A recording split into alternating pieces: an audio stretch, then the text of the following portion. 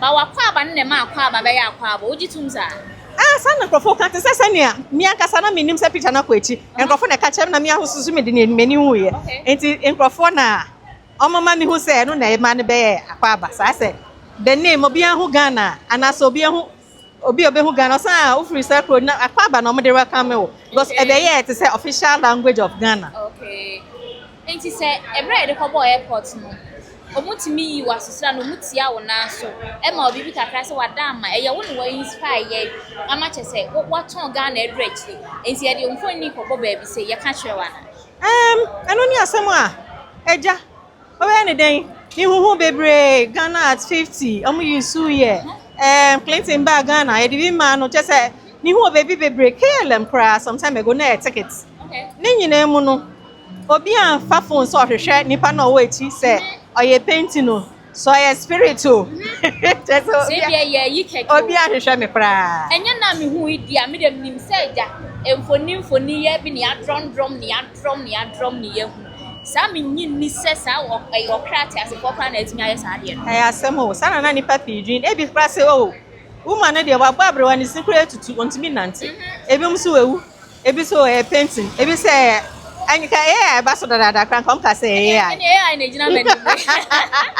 Every time anya AI Akwaaba wa ha say AI we do kasa kama je say nimu aye bia ye correct. Enti e be sin ne Akwaaba picture ucha ye wanya so mfa so bia. Met maka se menya ahwe because obi ho ha bia what say picture ne hu niam bebre koye no obusa me say it ka kra unika. Eh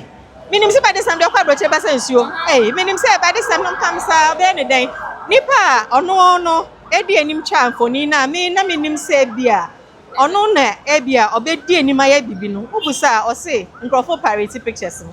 nti eho asem na that time no so na menim any menim intellectual way no menim eho adwen menim copyright hu bibia menim ho hwe na nsen na masate a me suasua nti metwa foforo kra eno de em da Nyankopon asese no de mi ankasa na me wasutumi dada ne de na eno no mesua menim ehu adwen dia kan nim dia bia enti wontimi mfa dada no eye wa na uchae e bia up to date obi nyan claim copyright wontimi mfa dada ne mfa copyright into so copyright on me ye mu hwehwe mu am se na se mesua no e say after 60 days wontimi nkoye ho se eye wo dia mra na e wo ho no na ni nyina na menim enti se sia no me picture no e Ghana for dia e say Ghana picture and you'll be at because me try and 60 days up and more than 28 years. Yeah. Kwe nimuno. I say it's so a Ghana. Obeko Ghana ni bi efie embassy bia Ghana embassy bia wokro bia so na esi ho kakra ebi obehwe African Affairs home kra brofo programs omu ye bibi na se omu ye bibi African na bibi blacker na picture na na wechi ntema many je say mama bibi Ghana akwa echi sa no mama Ghana akwa echi nipa ya de osa ye na te say airport da so boho airport na boho se de ni ho na esi o kakra na no so ye kakra kapa ba ke ne Akwaaba ne ba ye ne na so matam wata anya no ntie omu yi ya che kakra omu yi ya che na esi ho na esi ye ho kakra pa na ujidi se e de ne ba ya ama Akwaaba picture no anya so ne faso ani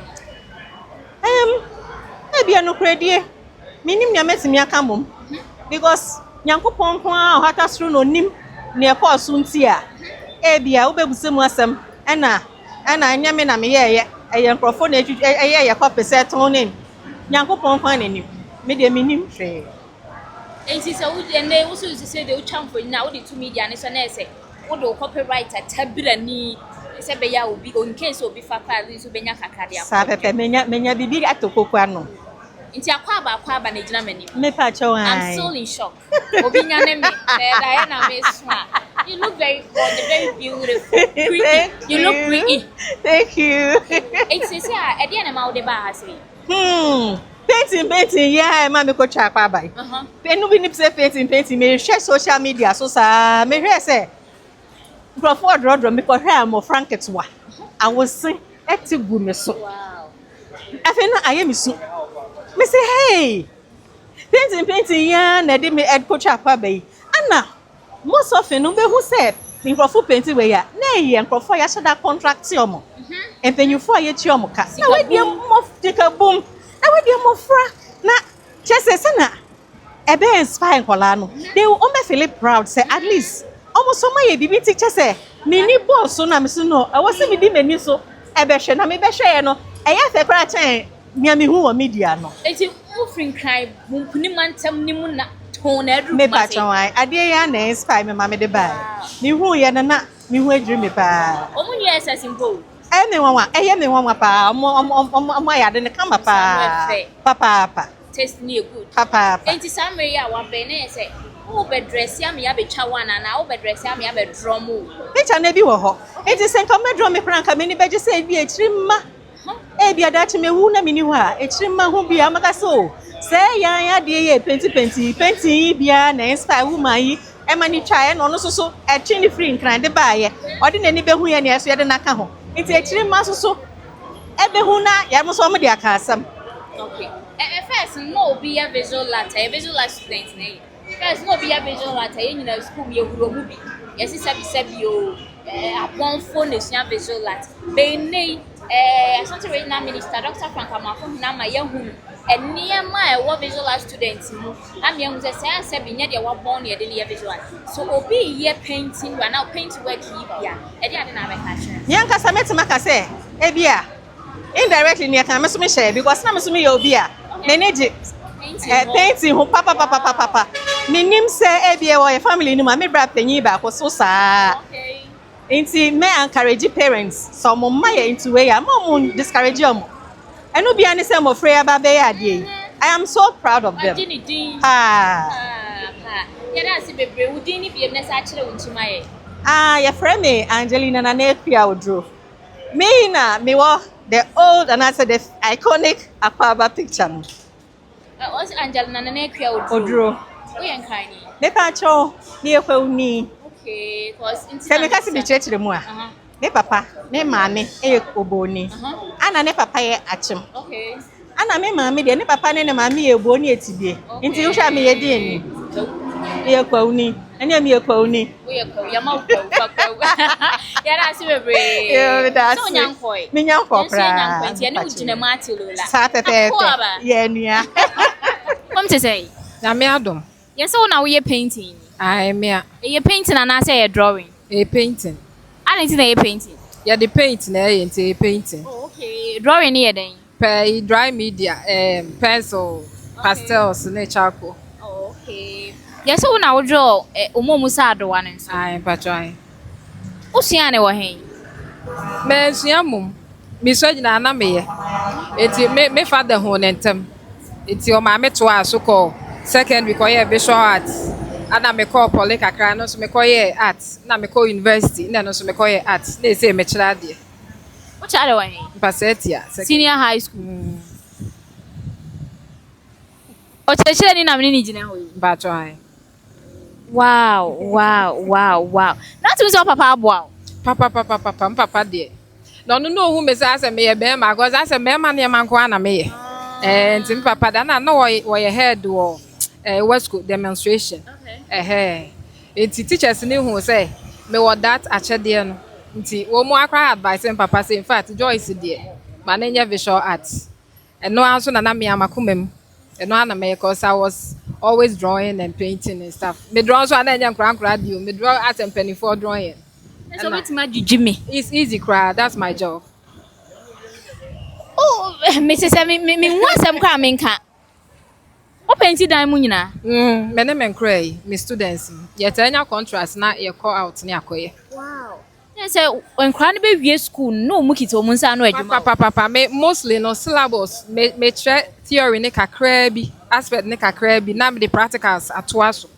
it practicals there me try wade nko ade a obe practicals the major part of my teaching no practicals I'm comfortable there because I so much there until I can't just teach the theory and ignore that part I will not feel comfortable. First na free education mind and as a visual art for mom ni mu ade na mokoye visual art oh sa no mo ka o enso me pass ye wow